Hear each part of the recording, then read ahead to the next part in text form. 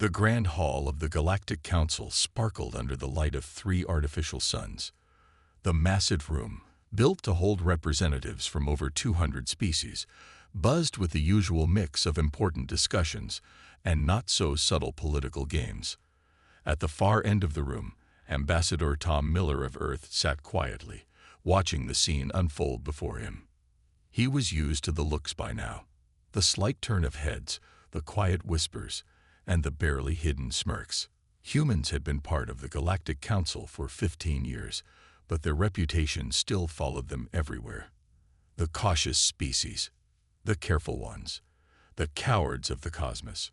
Ambassador Miller called out Representative First-Rank Greenscale, a tall lizard-like being from the warrior race of Draconians.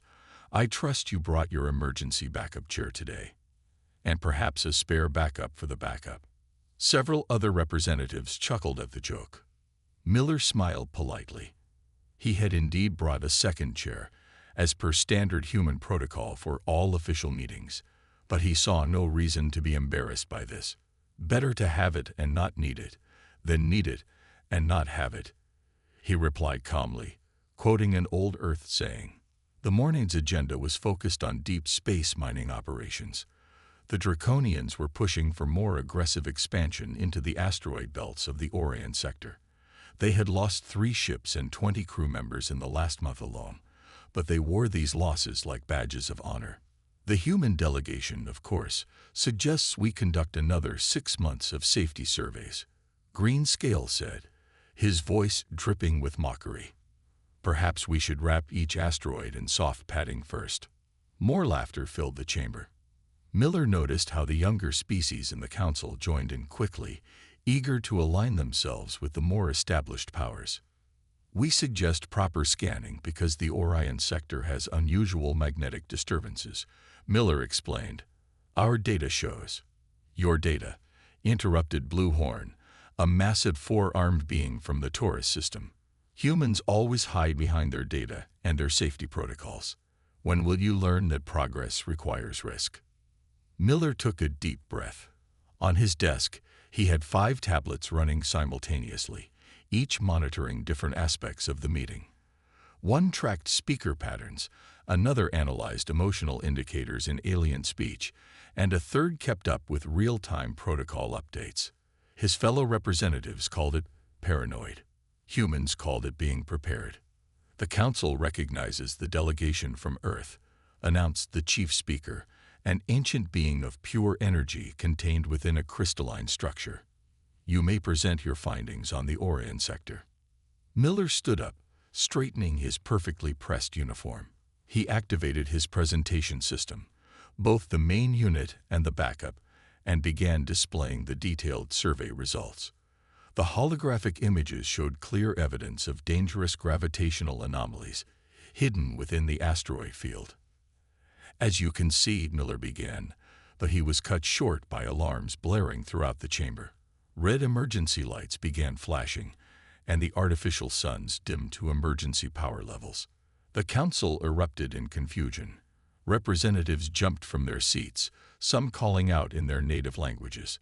But Miller and his human assistants were already in motion, following their well-rehearsed emergency protocols.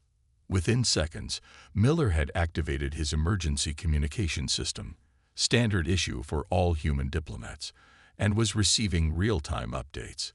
His team had already established a secure channel with Earth Command and was gathering data from multiple sources. What's happening? Demanded Greenscale, his earlier mockery forgotten in the face of real danger. Before anyone else could respond, Miller's voice cut through the chaos, calm and clear. A distress signal from Research Station Omega-7, orbiting the dying star HD 7249. They've suffered catastrophic damage. 300 civilians are trapped on board. The chamber fell silent. The research station was one of the most advanced in the galaxy, studying the death throes of an ancient star. Now, based on the incoming data streaming across Miller's screens, it was about to become a tomb. The chief speaker's crystalline form pulsed with concern. Can anyone reach them in time? The following silence was deafening. Even the mighty Draconians stood quiet, their usual bravado absent in the face of such a dangerous rescue mission. And then, Ambassador Miller stepped forward, his voice steady and determined. Earth Space Rescue stands ready to assist. The emergency broadcast filled the main screen of the council chamber. The image showed Research Station Omega-7, once a marvel of galactic engineering, now a broken ring of metal around the swollen red star. Pieces of the station's outer shell drifted away like autumn leaves in a wind. "Play the distress message again," ordered the chief speaker. The room fell silent as a panicked voice crackled through the speakers. "This is head researcher Jack Peters of Omega-7. We've been hit by an unexpected solar flare. Main power is failing. Radiation shields are at 20% and dropping. Our orbit is decaying. We have 300 people on board, including 50 children from the education program. Please, we need immediate assistance." Ambassador Miller studied the data flowing across his screens. The situation was worse than the message suggested. The station's orbit would collapse completely in less than 6 hours. The radiation levels around the station were already 4 times higher than what most ships could handle. "The Draconian battle fleet is closest," announced Greenscale, but his voice lacked its usual confidence. "However, even our strongest ships cannot withstand those radiation levels." Bluehorn stepped forward, his 4 arms moving in agitation. "My people's vessels are too slow to reach them in time. The journey would take at least 10 hours. More representatives spoke up, each explaining why their ships couldn't help. Their mighty vessels, built for war or trade or exploration, weren't designed for this kind of rescue mission. The dying star's radiation would cook their crews alive before they could even reach the station. Miller pressed a button on his desk. A hologram appeared in the center of the chamber, showing a ship unlike anything the council had seen before. It was neither sleek nor beautiful. Its hull was covered in thick plates and strange bumps, making it look more like a space rock than a proper vessel. "This is the Earth rescue ship, Prudent Dawn," Miller explained. "She's currently docked at Gate Station 3, 40 minutes from the research station." "That ugly thing." Greenscale laughed, but the sound was hollow. "It looks like it was built from spare parts." "In a way it was," Miller said calmly. "Every plate, every system on that ship was designed and tested to handle extreme conditions. We have backup systems for our backup systems. The hull is triple layered with radiation shielding. The life support can run for a month on emergency power alone." The chief speaker's crystal form pulsed with interest. "You knew such a disaster might happen." "We hoped it wouldn't," Miller replied, "but we prepared for it anyway. That's why the Prudent Dawn patrols this sector. That's why we insisted on having a rescue ship nearby when the research station was built." Bluehorn's eyes narrowed. "You mean while we mocked your excessive safety measures? We were building ships that could survive exactly this kind of crisis," Miller finished. He touched another button, and a new voice filled the chamber. "This is Captain Linda West of the Prudent Dawn. We've received the distress call and are ready to launch. Request immediate clearance for emergency operations." The council chamber erupted in discussion. Some representatives argued it was too dangerous, that losing a rescue ship would only make things worse. Others wondered if the humans were just showing off, if they would turn back when they saw the real danger. But Miller knew Captain West.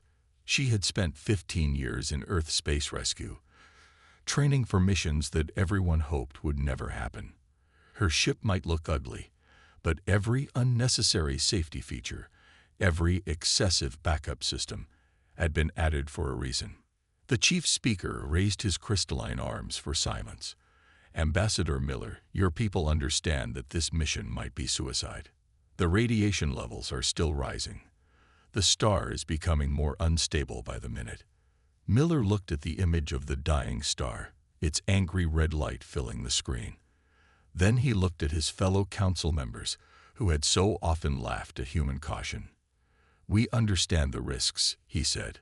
"We've studied them, measured them, and prepared for them. That's not cowardice. It's how we make sure we come back alive. Captain West and her crew are ready. The only question is, will the Council authorize the mission? The chamber fell silent again, but this time it was a silence of realization. The mighty spacefaring races of the galaxy had to stand aside, while the cowards of Earth flew into hell to save 300 lives. The chief speaker's voice was solemn. Permission granted. May the stars watch over your people, Ambassador Miller. Thank you, Miller replied. He opened his comm channel to the Prudent Dawn. Captain West, you have clearance. Bring them home. The Prudent Dawn pulled away from Gate Station 3, its bulky form reflecting the red light of the dying star. Inside the ship's command center, Captain Linda West sat in her reinforced chair, surrounded by screens showing every possible detail about their mission. Hull integrity at 100%, reported First Officer Mike Stone. All backup systems ready. Emergency power cells fully charged. Triple-check the radiation shielding, Linda ordered. Unlike the sleek command centers of other species ships, the Prudent Dawn's bridge looked more like a fortress. Every station had backup controls. Every screen had a spare. Even the chairs were designed to function as emergency survival pods if needed.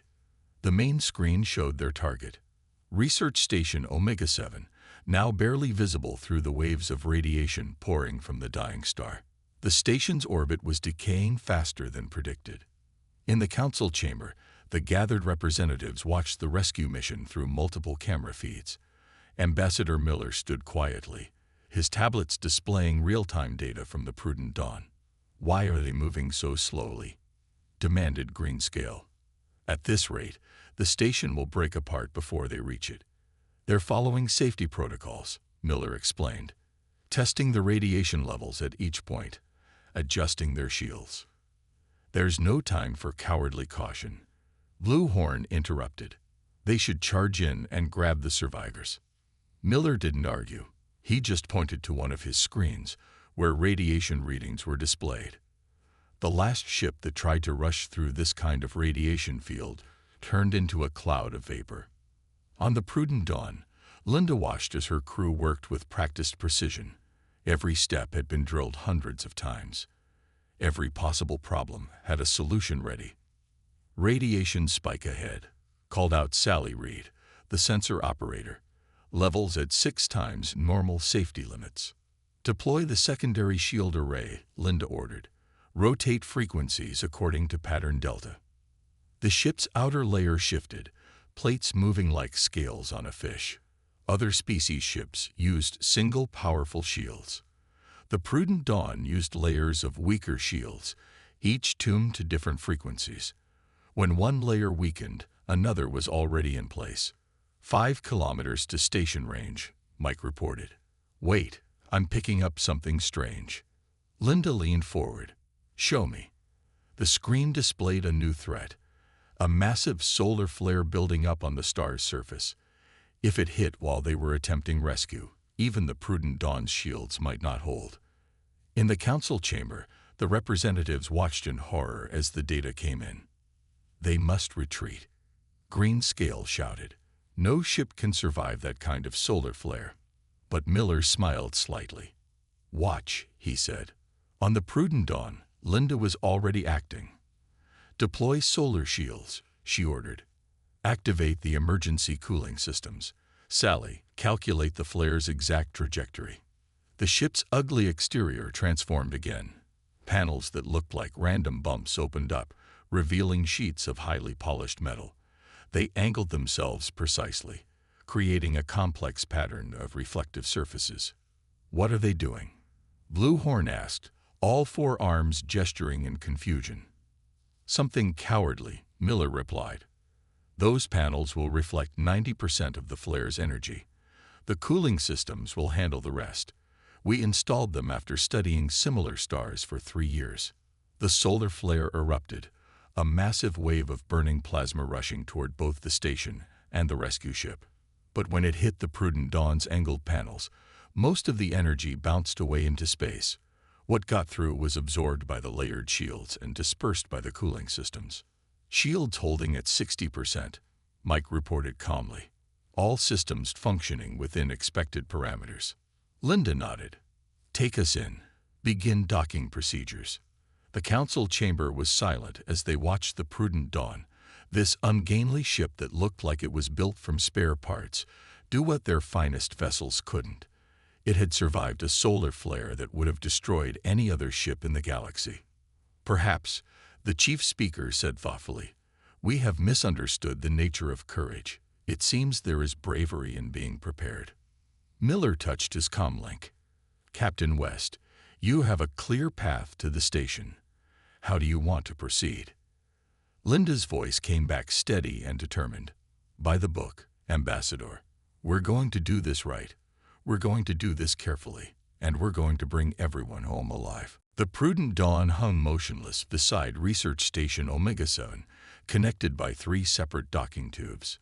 Inside the rescue ship's main briefing room, Captain Linda West stood before a hologram of the damaged station. Listen up, everyone, she said to her rescue teams. We've got 300 people to save in less than 4 hours before the station's orbit fails completely. The room was filled with rescue specialists in bulky environmental suits.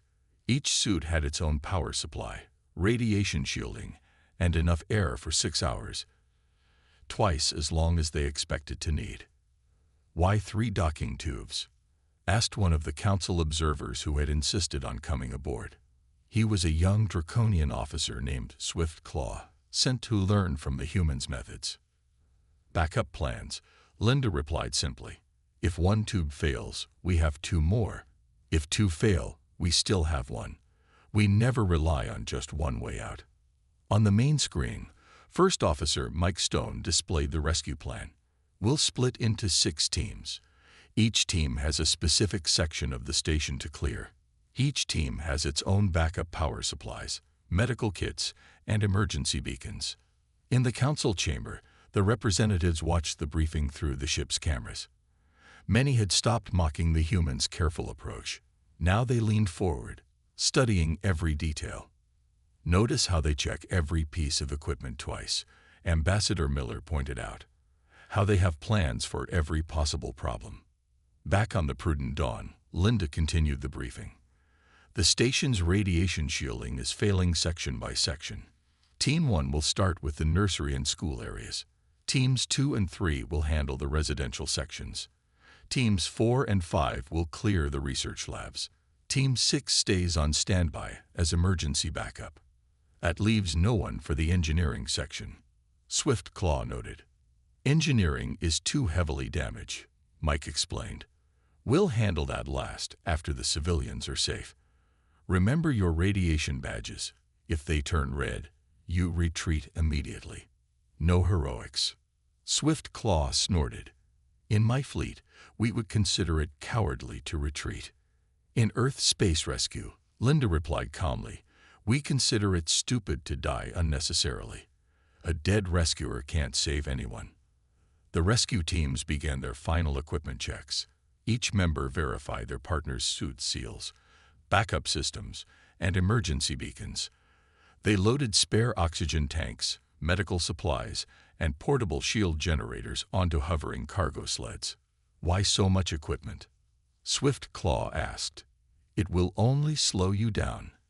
Sally Reed, now suited up for Team 1, answered him. Because we don't know what we'll find in there. The station's internal sensors are dead. Some sections might be open to space. Others might be filled with radiation. We prepare for everything. In the council chamber, Bluehorn watched the preparations with all 4 arms crossed. All this checking and double-checking. They're wasting precious time. But even as he spoke, the station shuddered. Another section of its outer hull broke free, spinning away into space. Orbital decay accelerating. Mike's voice reported. We now have 3 hours and 20 minutes. Linda's voice remained steady. All teams, final checks complete. Remember your training. Move carefully, move efficiently, but above all, move safely. The more careful we are, the faster we can work without making mistakes. The rescue teams lined up at the docking tubes. Each carried their equipment, each knew their role. Each had practiced this kind of mission hundreds of times in simulations. Team 1, go, Linda ordered. Teams 2 and 3, stand ready. Team 6, monitor all emergency channels. The council representatives watched as the first team entered the station. Their movements were careful but practiced, each step taken with purpose. They move like they've done this before, the chief speaker observed. They have, Miller replied. Every member of Earth Space Rescue spends more time training than on actual missions. They practice until every safety procedure becomes instinct. On the Prudent Dawn's bridge, Linda watched the team's progress on multiple screens. The station's condition was worse than their initial scans had shown. Entire sections were warped by heat and radiation. Emergency bulkheads had failed. The air was leaking out through countless small cracks.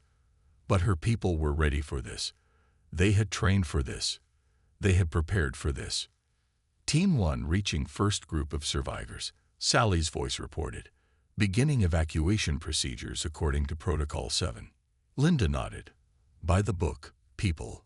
Let's bring them home. The first group of survivors walked slowly through the docking tube, guided by rescue team members on both sides. Most were children from the station's school, their faces pale but calm. The rescue team had given each child a small emergency beacon, another unnecessary human safety measure that no one mocked anymore. 47 survivors secured, Sally reported from Team 1. Moving to the next section. On the Prudent Dawn's bridge, Captain Linda West monitored all 3 docking tubes. Teams 2 and 3 had found more survivors in the residential areas. Team 4 was working through the research labs. Team 5 had discovered a group of scientists trapped behind a sealed door. Time check, Linda called out. 2 hours and 40 minutes until complete orbital failure, Mike responded. We have 126 survivors aboard so far. In the council chamber, the representatives watched the rescue through the ship's cameras. Even Greenscale had stopped making jokes about human caution. The cameras showed rescue team members checking every corner, every room, marking cleared sections with glowing markers that could be seen through the smoke and darkness. Team 5 here, a voice crackled over the comm. We've got a problem. The door's power system is dead. Manual override isn't responding. Swift Claw, who was observing Team 5, stepped forward. We should blast it open. My people ruled. No explosives. The team leader cut him off. The hull is already unstable. Plan B. He turned to his team. Get the portable power unit. We'll do this by the book. The council observers watched as the team quickly set up equipment they had brought with them. Equipment that Swift Claw had called unnecessary extra weight. They connected power cables, bypassed damaged circuits, and slowly brought the door's systems back to life. Door opening, Team 5 reported. 15 more survivors secured. But then the station shuddered violently. Warning alarms blared throughout the Prudent Dawn. Major structural failure in Section 7. Mike shouted. Teams 2 and 3, evacuate immediately. The camera feeds showed pieces of the station breaking apart. The rescue teams quickly guided their survivors to the docking tubes, moving fast but still following their safety protocols. Radiation spike, Sally warned. The station's shields are failing completely. In the council chamber, Bluehorn slammed all 4 fists on his desk. They must abandon the rescue. The station is breaking up. But Ambassador Miller pointed to another screen. Watch, he said quietly. On the Prudent Dawn, Linda was already acting. Deploy emergency shield buoys, she ordered. Create a corridor from the station to our ship. Small devices shot out from the rescue ship's hull, positioning themselves in space. Each one generated a small energy shield. Together, they created a protected pathway between the dying station and the Prudent Dawn. Another human backup plan, Swift Claw asked, watching from Team 5's position. We call it redundancy, the team leader replied. Now move. All survivors through the shield corridor. The rescue teams guided the remaining survivors through the protected pathway. The station's outer hull was visibly warping now, twisted by the star's intense heat and radiation. 247 survivors aboard, Mike reported. Teams 2 and 3 fully evacuated. Team 1 moving to their last section. Teams 4 and 5 still have people to recover. Linda studied the sensor readings. The station's orbit was decaying faster than expected. The radiation levels were rising, but her teams moved steadily, carefully, following their protocols even as the situation deteriorated. "Captain," Sally called out, "I'm detecting more life signs. At least 40 people in the engineering section." The engineering section, the most damaged part of the station, the part they had planned to skip, the part that even the humans had deemed too dangerous to enter. Linda looked at the countdown timer. 2 hours left. She looked at the radiation readings, far beyond safe levels. She looked at the station's structural analysis. Total failure imminent. Then she opened the ship-wide comm. "All teams, continue evacuation. Team 6, suit up. I'll lead the engineering section, rescue myself." In the council chamber, the chief speaker's crystalline form pulsed with concern. "They're not abandoning the mission." Miller smiled slightly. "No, they're doing what humans always do. They're following their most important protocol. No one gets left behind." Captain Linda West led Team 6 through the broken corridors of the engineering section. The metal walls around them groaned under the strain of the dying star's gravity. Their radiation badges, originally green, had already turned yellow, halfway to the danger level. "Life signs ahead." Sally's voice crackled through the comm. She had insisted on joining Team 6, another example of human excessive preparation. 43 people in the main engineering bay. How did they survive this long? Swift Claw asked, who had also joined them despite Linda's protests. "Backup life support systems," Linda replied, checking her suit readings. "The engineering staff would have had emergency protocols, just like we do." The main engineering bay's doors were sealed shut. The room beyond had become a makeshift shelter. Through the small observation window, they could see people huddled together, surrounded by hastily assembled radiation shields. "Captain," Mike's voice came through the comm. "The station's orbit is decaying faster than predicted. We have less than 40 minutes. Linda nodded inside her helmet. "Understood. Begin cutting procedures."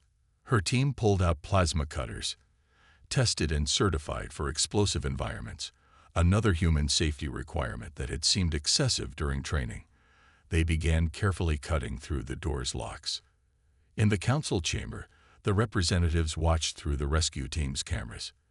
The engineering bay's makeshift defenses were impressive.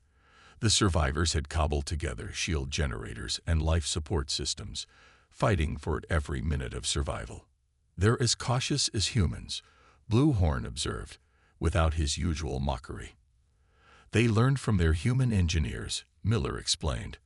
"Earth sent engineering advisors to help set up safety protocols. Some of them are probably in that room." Back in the engineering section, the door finally opened. Team 6 rushed in with spare oxygen tanks and medical supplies.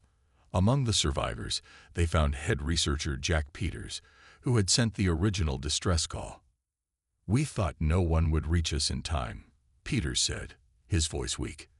"The radiation, it's been getting worse." "We're here now," Linda assured him. "Let's get everyone out." They began evacuating the survivors, helping those who were too weak to walk. Swift Claw worked alongside the humans, no longer questioning their methodical approach. Then the station shuddered violently. Warning alarms blared through every comm channel. "Captain," Mike's voice was urgent. "Major structural failure. The station's breaking up." The engineering bay's ceiling groaned. Support beams began to snap. "Everyone out," Linda ordered. "Move quickly but carefully. Follow the evacuation route exactly." They guided the survivors through the corridors, following the glowing markers they had placed earlier. But as the last group reached the shield corridor, another violent tremor shook the station. "Power failure in shield generators 3 through 7, Sally reported. "The corridor is collapsing." Linda looked at her backup system controls. They had enough power for one more shield burst, but the timing had to be perfect. "Get everyone through," she ordered.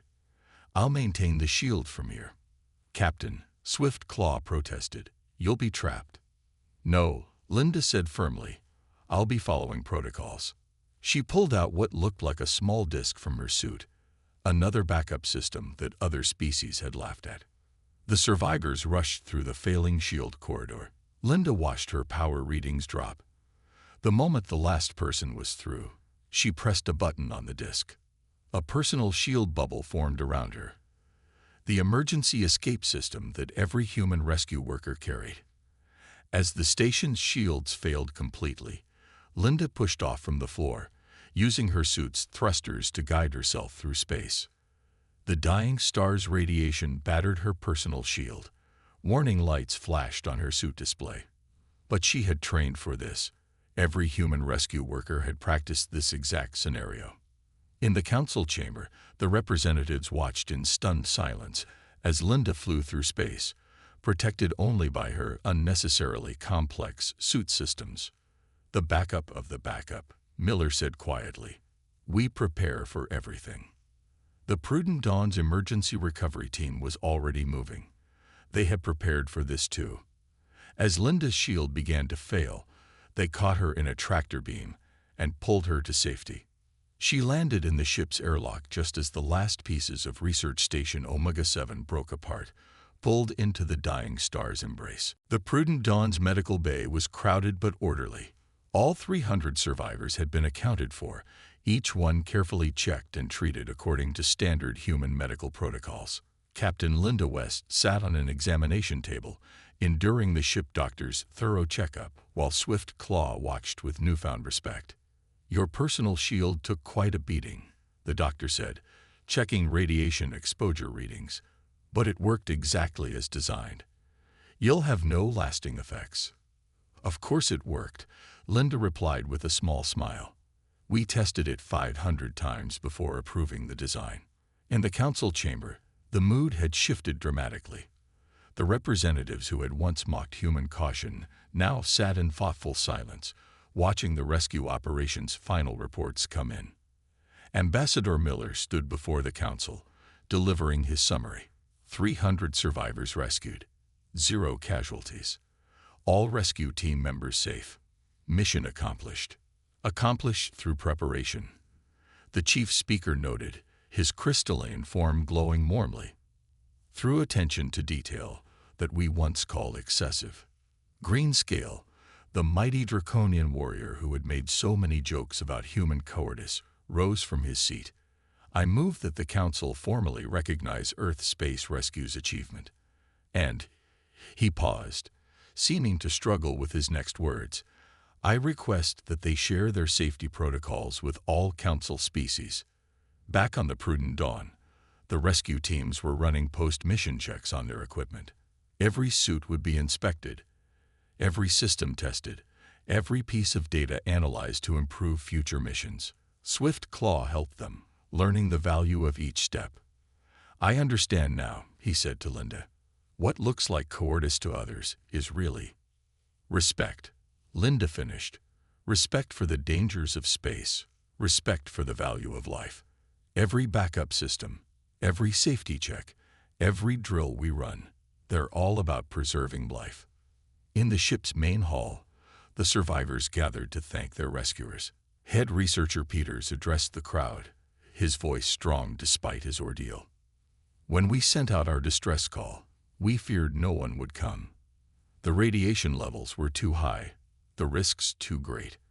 But we forgot something important." He turned to the rescue teams. "We forgot that humans always prepare for the worst while hoping for the best." The council chamber's main screen showed the dying star consuming the last pieces of Research Station Omega-7. But instead of watching the destruction, the representatives were studying the Prudent Dawn's design specifications. "Look at these backup systems," Blue Horn marveled, all 4 arms gesturing at the diagrams. "The redundancies, the fail-safes, the emergency protocols. We called it paranoid, but it saved 300 lives today," Miller finished. lives that would have been lost if we had been less cowardly in our preparation. 1 week later, the Prudent Dawn docked at Earth Space Rescue Headquarters. As the crew disembarked, they found a surprise waiting. Representatives from every council species, led by the chief speaker himself, Captain West. The chief speaker announced, his crystalline form pulsing with formal dignity, "The council has made a decision. Earth Space Rescue's methods will become the new standard for all emergency operations in council space.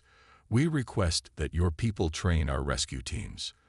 Linda looked at her crew, human men and women who had been mocked as cowards, who had endured jokes about their careful procedures and multiple backup systems.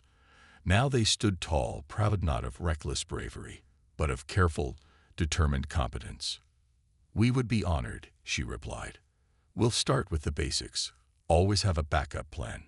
Swift Claw, standing among the council representatives, stepped forward. "And a backup for the backup." Linda smiled. "Now you're thinking like a human." In the years that followed, the story of Research Station Omega-7 became required learning for all space rescue teams. The word human took on new meaning in council space. It no longer meant cowardly, it meant prepared. And in deep space, where the difference between life and death often comes down to the smallest detail, being called human became the highest praise any rescue worker could receive.